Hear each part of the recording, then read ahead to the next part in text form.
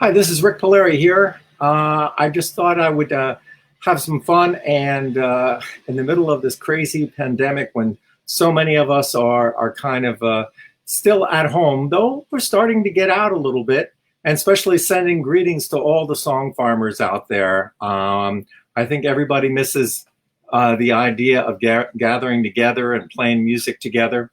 So I thought that I would just take a few minutes and kind of talk a little bit about this book that just came out. I'm really excited about Banjo Man. It took a lot of time, many years, to actually make this happen, and it's kind of a cool project because it talks about me, but it really talks about the bigger community out there. People who've been making music in small little communities across the country, and a lot of touching on a lot of our mentors. The reason I had to write this book was for closure. It's based on an earlier book that I wrote called "The Road Is My Mistress." And that came out back in, I think it was 2003. And of course, a lot of time has passed. And more importantly, a lot of the great mentors that guided me throughout my life have moved on. And I felt that it's really important that I had a chance to not only honor them, but to share the knowledge that they gave to me, especially for all the young people who are coming up who'll never have that opportunity to spend with these particular people. I mean, everybody has their own mentors, but sometimes it's kind of really cool to be able to share things that some of your mentors have given you, so that younger people can understand what it was like back in the old days. And I have a lot of pictures and stuff in my book. Not all of these are in my book. I'm trying to find something here that I can actually talk about. Like this particular picture here, where I'm with my mentor learning how to play Polish bagpipes. And there you see Janko Gajdusz and Zbyszek Wallach there. And this is the very first meeting that I had with Janko and his house back in 1984 in Koniaków, Poland, when I was doing a study program learning how to play Polish bagpipes. And the cool thing was that Janko was so excited that I had come to Poland to learn about the bagpipes that he put on his vest and he got out his bagpipes. And Zbyszek, next to me there with the violin, he loaned me his bagpipes, and I was trying to squeak out a tune over there. And I write a lot about Janko in the book because he was one of those important mentors. And this is a recent photo that's in the book. Taken by my friend Monica Osentoski over at the Bagpipe Festival in Poland. And you can see right next to me is Zbyszek Wallach. He's right next to, there's Tom Osentoski and Zbyszek and me. And so there you can see that that first time that we were playing together, and much later, here we are together again. With a whole bunch of new people learning this instrument that was going to, maybe was going to disappear for if it wasn't for a lot of people caring enough about the instrument. That's a picture of Mariana's mom, Crystal Holzer, and there's a wonderful story about Crystal and her family. Very interesting story about Crystal as a peace activist, and her brother Klaus, and also all the Fuchs family and talking about the way that they, their own way of resisting Hitler during the war. And there's a lot more to that story, a lot more. And there's another one of my mentors who's luckily is still with us. That's Lon Austin. Lon Austin and I playing together. I think we're on a cruise ship to Mexico doing a musical cruise, which was a lot of fun. There's my truck. There's Apache, and there's Dolina, and there we're on our way to. I think we're doing a Rose Tattoo reunion, and Mariano took that picture while we're on the road. And there's a lot of stories in my book about this truck, Apache, this truck camper. I spent a lot of time traveling across the country, many times in Apache, and Apache was really important to my story and features in the book. Now there's another mentor, is Yusuf Broda from Poland, and next to him, the young woman there is Yesha and Margina, who are a part of his group, and I learned a lot from them, and they're also in my book. There's one of the places one of those happy places in my life. That's Pete Seeger's cabin up there in Beacon, New York. And that was from one of my many visits up there. And I talk a little bit about that. An early photo of me, every folk singer needs a picture with them on a train. So this is where I used to hang out, where I grew up in East Brunswick, New Jersey, in historic Old Bridge. And the train tracks were right there at the bottom of my road. And they play a big part of my early life. And there is Dom Flemons. Dom Flemons, in the new book right here, Dom writes a beautiful foreword. He writes a beautiful foreword for this new book, and it's really kind of cool. So there's a picture with Dom in the book. The picture that you see here. I don't want to spoil it. I can't give everything away, but. I thought, and there's a Utah Phillips. This is a hobo dollar. I talk about that in the book, about hobo nickels. But this is a special hobo dollar that was made by the hobo nickel guy. And there's a little story about that. This is my first wife. This is Claudia. And Claudia played a part in my early life. And there I am with my Bruce Taylor 12-string when it was just firstly made. I think that was around 1975, I think. The first one that Bruce made for sale. And there is Koza and me doing the school shows. And I talk a lot about that in the book. And there's Utah Phillips with a cartoon that my brother drew for a recording project that I did, that we put in, because Utah tells a forward from the old book that I reprinted in here. And here's a picture from Jacob's Ladder, a really interesting story about being over in Israel. Now there's a picture with Pete Seeger and I at his house in Beacon, New York. This is one of the last visits that I had with Pete. I was doing some research at that time for the Almanac Trail project that I did with George Mann. And so there's Pete and I, singing some Union songs over at his house. And that was a really beautiful memory. And I talk a little bit about that. And Seeger Fest, there's Fred Hellerman and Tom Chapin and his daughters. An early picture of Clearwater, and you can see there's a lot of my old friends there. There's Judy Gorman and Rick Nessler. They're dressed in his Navy outfit, and a young me and Bob Killian and I think Steve Stans. And I talk about those early times on the Clearwater. Then I'm going to go back to this. This is the back cover.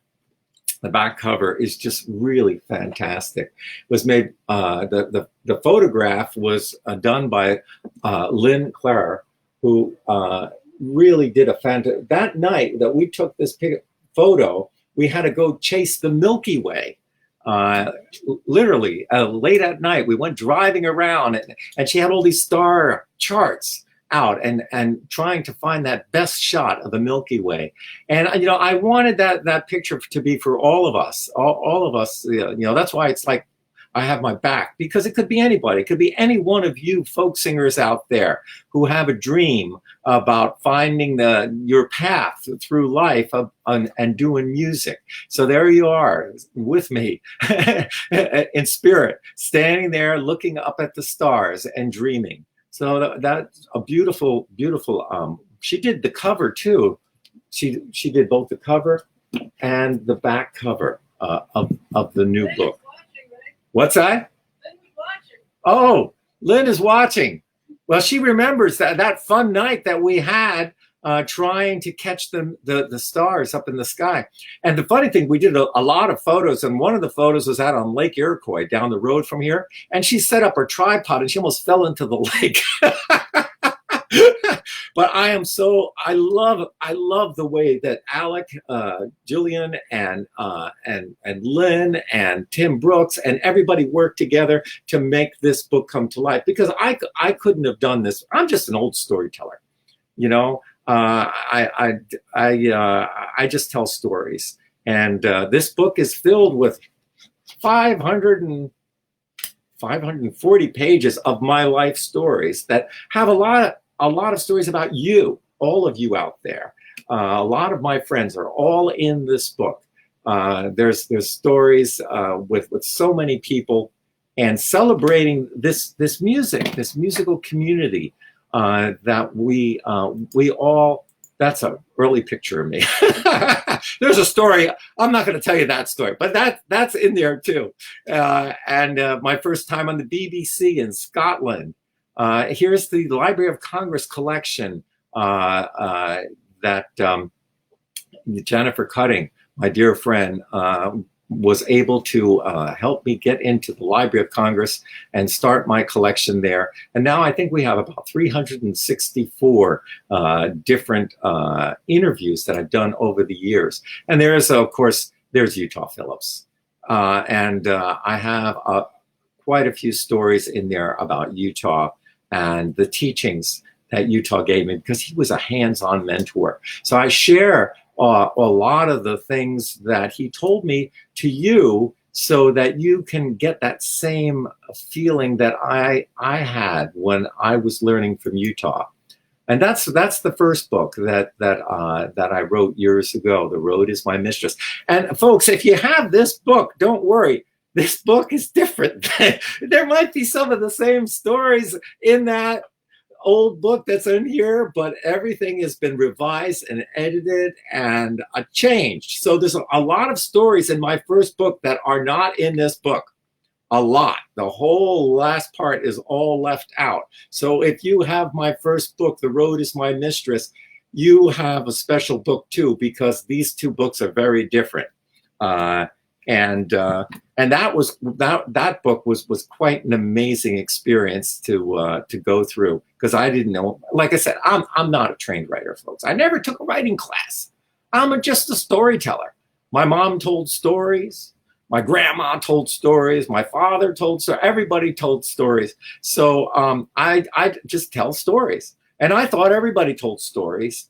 And I realized as I kind of went through life that not everybody tells stories in the same way.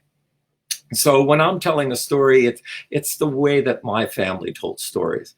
And I'm sure that you will enjoy some of them, because I tried to make sure that the stories, they had, the criteria was it had to be either a learning story where I taught you something. So you learn more about Polish bagpipes, the didgeridoo, the mouth bow, all kinds of folk instruments, and about all the different characters. Or there had to be a funny story, or it had to be an emotional story. It had to be a story from the heart. So those are the kinds of stories that I used in my book. Now there's Kevin Locke. This is a wonderful picture that Brian Yarwood, my pal Brian, took years ago with me and Kevin. And I learned how to play the Native American flute from Kevin out in Mobridge, South Dakota. And there's a story about that in there. And oh yeah, and you can order. My wife is telling me, Rick, well, tell them how that they can go to my website, Rik Palieri, RikPalieri.com, and there's a thing, a little tab that says book Banjo Man, and there's a PayPal thing. Now this is only the best way for people to order it from this country. If you're going to order it from another country, please send me an email, Rik, R-I-K, @banjo.net. Because there's a whole different kind of thing. I have to fill out all kinds of custom forms and different shipping arrangements. So if you're from overseas and you want to order the book, please send me an email at rik@banjo.net.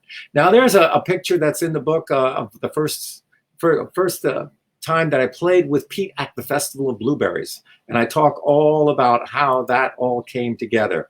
And there's Bruce Taylor, the guy who built my guitar. There I am with Bruce and Tao Seeger, who also has one of Bruce's guitars. And there's Pete with one of his guitars. Yeah, this is Pete Seeger with a wonderful photo that Mariana took. Not all of these photos are in the book, just some of them.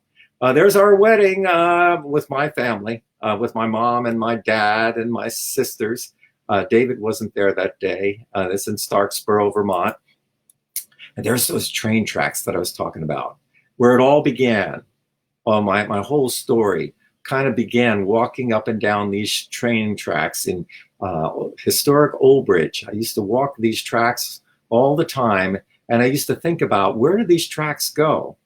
And I used to dream about all the different places that maybe they could take me. And I used to hop this train. Dave Zahorsky. Dave taught me how to hop trains. Yeah, I didn't write anything about you, Dave, other than our friendship. But Dave was the one, because he works for the railroads now. But it was Dave and I used to go down, and we used to hop the train to school, to Bound School, back in the early days. And this is the Duhernal Lake. Where there are some stories about this lake too, because it was all a big part of my early childhood.